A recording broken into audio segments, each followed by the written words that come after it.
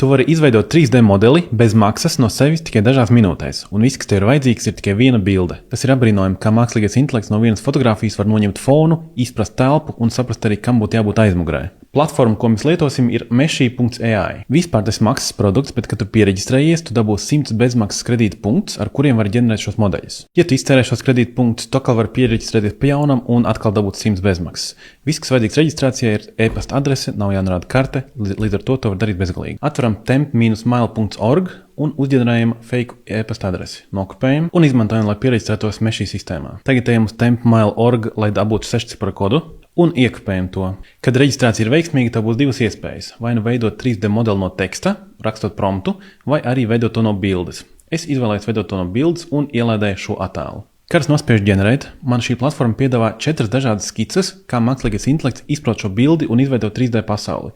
Šeit mēs redzam ir tikai galds un dators, šeit ir tikai dators viens pats, te ir kaut kāda bilde, bet ir daudz problēmām, un šī ir tā, kuru es izvēlējos. Es nospiežu šeit un nospiežu ģenerēt tālāk. Tālāk tika izveidots šāds 3D modelis pēc ģenerācijas. Tātad te mēs varam vilkt to uz dažādām pusēm, skatīties, kā tas izskatās. Es šeit ieslēdzu arī rotāciju, jo tā ir skaistāk, un arī rāmi. Mēs varam izvēlēties, vai mēs redzam visu tā kā tekstūru vai nē. Šeit šī ir konkrēta animācija, šeit ir tikai forma, šeit ir visa tekstūra. Te mēs varam ieslēgt pašu gridu. Šādā veidā mēs varam viegli redzēt, no kā šis 3D modelis reāli sastāv.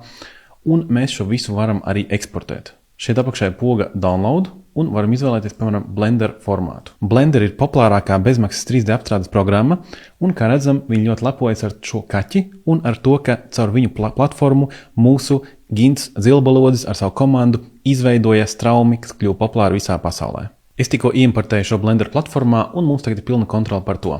Mēs varam tagad strādāt ar šo modeli, varam strādāt ar atsevišķām virsotnēm, mēs varam, iekrāsot konkrētas lietas un ar tām kaut ko iesākt, te būs mans telefons, šo mēs pārvietosim, pa X asi uz šito te pusi, un tagad tas atrodas citur. Būtībā mēs te varam mainīt, ko mēs gribam, mēs varam pieslīpēt, pielikt citas toņus, tekstūras, ielikt to kaut kādās ainās un animēt, ja arī vēlamies. Paldies par klausīšanos un līdz vēlākam!